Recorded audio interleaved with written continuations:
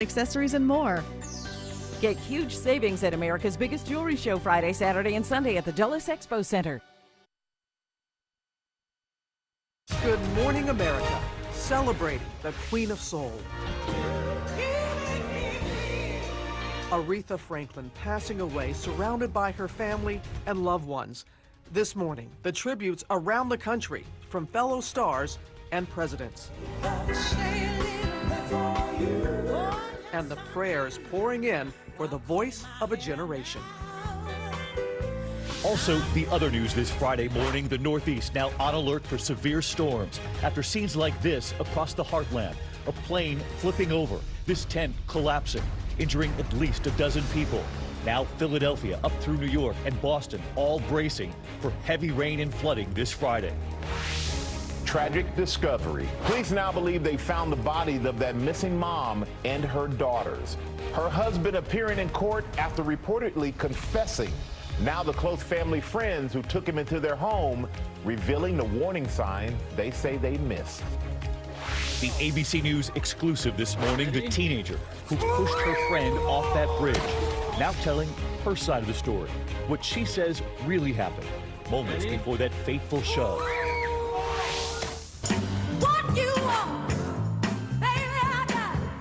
And how this little girl became a queen, from the streets of Detroit to mega stardom.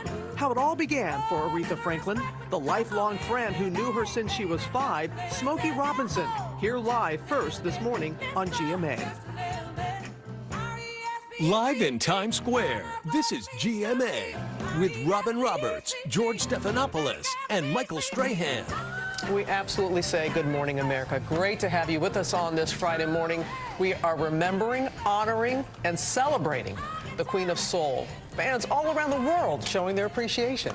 Absolutely. And take a look at her star on the Hollywood Walk of Fame, surrounded by flowers there. And at the iconic Apollo Theater in Harlem, fans gathering together, singing and dancing. And look at this, New Yorkers renaming the Franklin Street subway station Aretha Franklin Station. I'm going to take the 1 train right down to Aretha later today. That's my line. So many listening to her music over and over again overnight. In fact, her song's taking the top 5 spots on iTunes. We're going to go down that list, Robin. We are, but we're going to go to ABC's Chris Conley first, starting us off from L.A. with all the tributes that are pouring in right now. Good morning, Chris. Good morning, Robin. You know, it's hard to think of another pop culture figure who could inspire the tributes that Aretha Franklin has from people in all walks of life, each of them grateful for all that she gave us. I used to feel so uninspired. From those she sang with,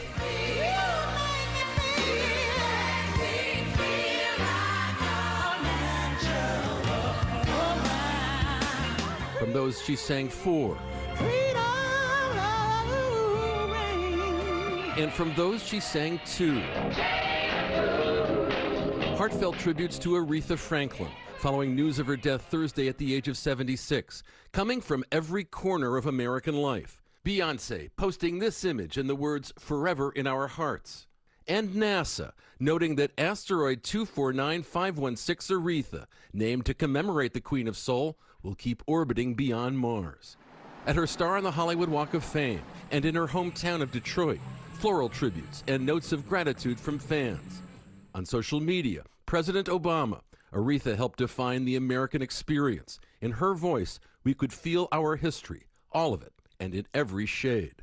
She was given a great gift from God, her voice, and she used it well. People loved Aretha. An emotional Jesse Jackson spoke of her final days. She called in and said she couldn't make it. She was, she tried so hard. She was just too sick to make it. Aretha really belongs to all of us. And President Bill and Hillary Clinton declaring for 50 years she stirred our souls. She was elegant, graceful, and utterly uncompromising in her artistry. Among the most powerful tributes, so many other great recording artists paying their homage to the Queen of Soul. Diana Ross, I'm sitting in prayer for the wonderful golden spirit Aretha Franklin. Paul McCartney, the memory of her greatness as a musician and a fine human being will live with us forever. Carole King, what a life, what a legacy.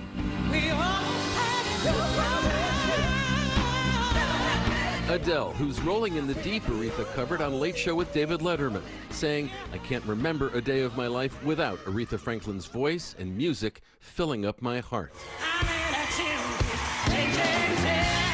Mariah Carey, who shared the stage with a playful Aretha for Chain of Fools in 1998 at VH1's Divas Live. "You were my inspiration, my mentor, and my friend. You've inspired millions everywhere, yet never left home, never left church." Gladys Knight, who kicked off this all-star rendition of Respect in 1994 at Clive Davis's pre-Grammy party. "Your music set a standard for every single lady in this industry. Hopefully I'll get to sing with you in the heavenly choir." Aretha would end that number by getting a mic and singing from the audience. Today, all who heard her voice looking back in gratitude.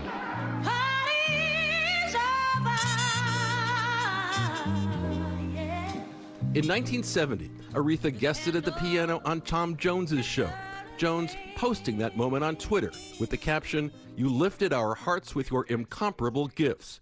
Rest in peace. Your party will never be over." Decades ago, Aretha would tell her friend Mahalia Jackson of her plans to record a gospel album, quote, "to tell Jesus, I cannot bear these burdens alone." Today, her fans are thinking about how Aretha's music lightened their burdens, giving them hope, giving them strength, and making them feel. Robin? Can you think about Mahalia and Aretha? Choir of Angels right now. Oh, yeah. The music that is playing. Thank you, Chris. As we mentioned that overnight, Aretha's music taking the top 5 spots on iTunes. And here's a look. Number 5 is Think.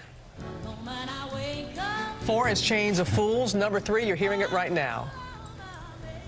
I Say a Little Prayer was number 3. 2 is, this is your favorite, Michael, ironically, Natural Woman. I know when you were singing it. And at the top, many of you have guessed it, of course. It's R-E-S-P-E-C-T. The last time that I saw Aretha Franklin perform, it was at the White House, the Obamas. It was a PBS special. It was a gospel tribute. And she was the last one on the stage. And it was, she brought down the White House. She brought down the house, she brought down the White House. She really did. And you know, when she sang in Natural Woman, she was in her mid-20s. And she acknowledged at the time, I don't really know fully what that means. I'm going to sit out and learn what that means. And she really taught us all along the way. Dignity and respect for all, she said. Yes, indeed. And later, we're going to have Aretha's childhood friend and musical legend, Smokey Robinson. He's going to join us here live. Can't wait for that on a Friday morning. But we do have other news to get to, and we're going to get to some of those top stories right now, starting with those major developments in the disappearance of that pregnant mother and her 2 young daughters this morning. Investigators now believe they have found the bodies of all 3. Her husband appearing in court after reportedly confessing to killing them just hours after pleading for their return. ABC's Clayton Sandell has the latest from Frederick, Colorado. And Clayton, I know you spoke with some of the friends who said they never thought something like this was possible. Hey, good morning, David. Yeah, that's right. Friends say that Chris Watts always seemed like a devoted father and family man, but when his family went missing, they say he never cried once, never showed any emotion. That is behavior they say they now recognize as a major red flag. Shackled and wearing an orange jumpsuit, Watts, did you confess? Chris Watts listened as a judge read him his rights, uttering few words. Just days earlier, Watts was talking a lot more on TV, pleading for his missing family to come home. If you're out there, just come back. But on Thursday, police believe they found the body of 34-year-old Shanann Watts on Petroleum Company property where her husband used to work.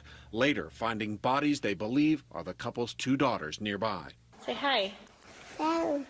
Shanann, 4-year-old Bella, and 3-year-old Celeste vanished Monday. Shanann was 15 weeks pregnant, missing a doctor's appointment. Watts admitting he and Shanann had a disagreement early that day. It wasn't like an argument. We had an emotional conversation, but I'll leave it at that. We feel so stupid, like we were duped by one of our good friends. Nicholas and Amanda Thayer were close friends of the Watts before Chris's arrest, standing by his side, even opening their own home Tuesday night. We feel so stupid about that now. Like, trusting him to stay the night in the same house as our daughter. I mean, I'll never let that go. We thought we were doing the right thing by trying to be a good friend to him. Later learning of Chris's arrest, and according to Denver 7 News, a report from 2 law enforcement sources about his apparent confession. Do you feel betrayed? Oh my God, like, yeah, like. During no time in the 48 to 72 hours we were with him, did he ever show remorse? Right? He never once cried.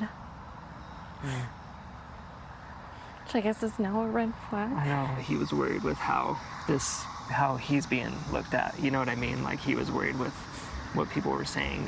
Very concerned with how he was being perceived. Yeah, he was, and I didn't really think much of it until the FBI agent was like, sounds like he was looking for ideas. Our affiliate Denver 7 says the girls' bodies were found concealed in oil and gas tanks. The petroleum company where Watts works says it fired him on Wednesday, the same day he was arrested. David. This is truly horrific. Clayton, our thanks to you again this morning. I do want to bring in former FBI agent Brad Garrett, part of our team here. And Brad, you've studied so many of these interviews with people who then turn suspects. This husband had just been pleading for his wife's return hours before this reported confession, and I wanted you to take a look and see what you made of this. Okay. If you're out there, just come back. I just want them back. I just want them to come back. What do you see immediately there? Okay, so you have a guy that's using the word, I want her to come back. Well, that's really sort of telling me, David, that he knows exactly where she is. You know, want is an interesting word to use. And you get the feeling like he wants to make an impression on us, but we know he's really lying. And it was what he said, Brad, in particular about the children that stood out to me, talking about the dinner hour. Here it is. Last night, like, during, when they usually eat dinner, it was just like, I miss them. Like, I miss telling them, hey, you got to eat that or you're not going to get your dessert. Well, if you look at I miss, it almost sounds like in the past tense, that he obviously knows what has happened. But the important thing in this interview, David, he really focuses on himself and what the police are doing.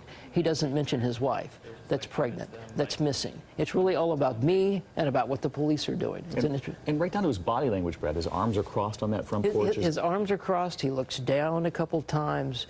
You know, and he talks in generalities. When he tries to fill in that blank between 2 a.m. and 5 a.m., he doesn't give you any information. That's very telling. It's just heartbreaking when you think about the pregnant mom and those two little girls. Brad, thanks for helping us to break it down. Sure. Appreciate it. Robin, Michael? All right, thank you so much, David. We're going to turn now to that wild weather that's hitting the heartland. Moving east, severe storms striking overnight, blowing over this tent in Alabama, injuring several people. And in Oklahoma, heavy rain flooding roads and stranding cars. Rob is here tracking it all. Good morning to you, Rob. Good morning, Michael. 75 damaging storm reports yesterday. Look at this. Cessna flipped over with 60-mile-an-hour winds in Tulsa, Stillwater, Oklahoma. Flash flooding there. Some of these areas in Oklahoma getting hit for the second consecutive day. Overnight, severe weather across the nation. Vehicles submerged in floodwaters as the streets turn to rivers across the southern plains. Winds up to 60 miles per hour knocking over this small plane in Tulsa, Oklahoma. Thankfully, no one hurt. This morning, severe weather in the south injuring 12 people, 3 in critical condition after a tent collapsed outside of Birmingham, Alabama. There's a tent that has blown over and several people are injured. Tables flipped, water coolers tossed on the grass. The storm spreading to the south, lightning illuminating the sky in Orlando, Florida. In Oklahoma, nearly 5 inches of rain falling. This car needing to be towed out of the floodwaters. Others diverting off the road for drier ground as torrential rains hit the Sooner State. The wind spreading tree limbs across this yard. A car barricaded in the driveway. And in Minnesota, Vikings fans forced to evacuate training camp due to lightning. And it is all moving towards the east, the northeast later on today. Here's how things will time out. That tropical moisture being fed in. Could see some severe weather later on today. Strong winds, large hail, maybe an isolated tornado from the Delaware Gap up through the capital district of Albany and through New Hampshire as well. And the front kind of drags back here throughout the day on Saturday. So at least for the first half of the weekend, looks to be pretty stormy, if not soggy, if not some more in the way of flash flooding.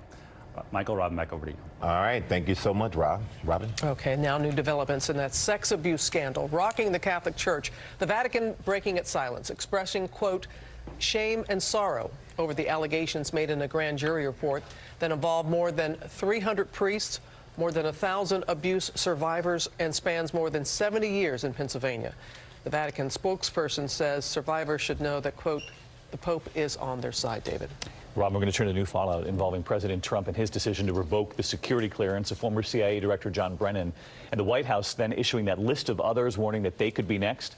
The president revoking clearance for essentially someone who criticized him. And new this morning, other top intelligence officials are now coming to Brennan's defense, one saying, make me the next one.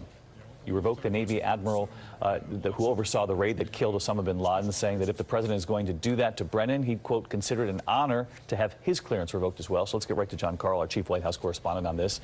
John, this was rather significant. It sure was, David. This is some of the most experienced and well-regarded former intelligence officials coming out with a statement overnight criticizing the president's move to revoke that security clearance for John Brennan as ill-considered and unprecedented. In the statement, they say you don't have to agree with what John Brennan says, and again, not all of us do, to agree with his right to say it. We have never before seen the approval or removal of a security clearance used as a political tool, as was done in this case. Now, this statement was signed by the people who ran the CIA under every president, David, going back to Ronald Reagan. And it comes, as you mentioned, Admiral William McRaven, the person who oversaw the raid that killed Osama bin Laden, writing an open letter to the president saying, quote, I would consider it an honor if you would revoke my security clearances as well, so I can add my name to the list of men and women who have spoken up against your presidency. Just a reminder, David, there are many reasons why former officials have security clearances. Perhaps the most important is that they represent the institutional knowledge of the intelligence community and continue to provide advice to current officials. Yeah, should there be another national emergency? Great point, John. And while we have you, some breaking news overnight on the president's plans for a military parade right down Pennsylvania Avenue. The new cost estimate was something like $92 million in taxpayer money. Now it's been postponed. It has. This was a postponement that was announced right after that cost estimate was made public. And the American Legion, for one, came out to say that that money would be better spent providing for veterans, not for a big show of military force on Pennsylvania Avenue. All right, John, we'll see you later on World News Tonight. Thanks so much. Michael? All right, David, now to a really amazing moment. We all know how expensive school can be. So many students are dealing with years of debt. But what if you could go to medical school for free? NYU, New York University, doing something incredible. And take a look at this. This is the moment they told the class of 2022 they're covering tuition for all their medical students, regardless of merit or need. We have some applause here in our studio. That's right. The plan is effective immediately, and it covers all current and all future students. And a lot of people are saying, well, how much is that? $55,000 a year. A year. Per student. I know, and this is great because many do not go into medicine because of the high costs. Yeah. And we need good doctors and nurses out there. The other applause you hear are the parents at home saying, you're helping us out. You're helping us out. Keeping it real, David, as always. Now back to Rob with a new round of dangerous heat and wind coming to the west. Yeah, let's head out west to Robin. This is Riverside County, California. Look at this, a land spout, which is basically a tornado that's not developed by a classic supercell. Nonetheless, it can cause some damage, and we got more in the way of heat that's going to be rebuilding here. Some gusty winds across the northwest with a little front coming through. So red flag warnings are up for much of Idaho, but this ridge kind of builds back into the southwest, which means the heat's building back as well. Temperatures, unfortunately, in some of these fire-prone areas are going to get up and over 100 degrees in Redding, up near 110, 112 potentially in Palm Springs as we head towards Saturday and Sunday. Time now for your weekend getaways, brought to you by Walmart.com.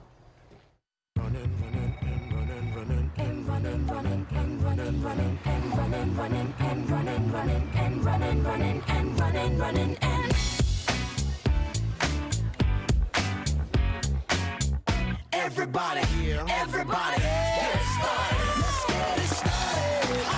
Let's get it started in here. Let's get it started. Let's get it started in here.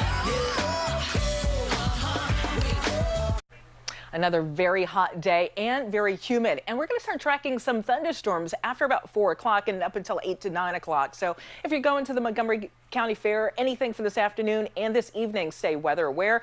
By the way, Eileen Whalen is going to be at the Montgomery County Fair later today. Saturday, Sunday, we'll track more rain and even thunderstorms. That rain could be very heavy on Sunday, may even bring some flooding to the area. Your chance on Sunday, 11 a.m. until 11 p.m., so pretty much all day long. Timing of the storms across the Northeast today will be late in the day, if not the evening, across the I-95 corridor. Oh, by the way, so David, there, just Seneca Lake there, just to the west of Ithaca, where we both went to school. Yeah. Looking for more heavy rain potentially this weekend. They don't need it. No. All right. Thanks, Rob. Coming up, that ABC News exclusive, the teen who pushed her friend off the bridge standing by to tell her story, her side of the story, what she says happened leading up to that moment, and what she'd like to tell her friend now.